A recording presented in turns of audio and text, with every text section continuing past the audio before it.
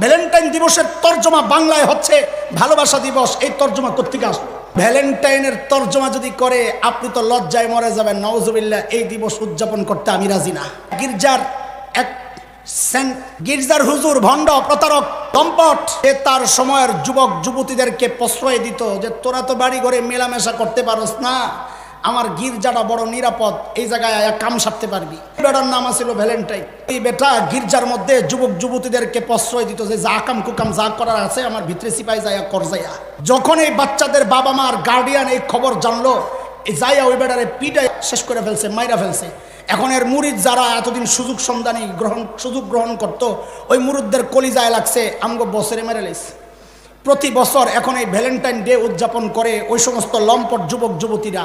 বাংলাদেশে আইসা তর্জমা পাল্টায়া গেল, এখন আর ভ্যালেন্টাইন বলে না, নাম দিছে বিশ্ব ভালোবাসা দিবস। কারণ এটা বললে ধোকা দেওয়া যাবে।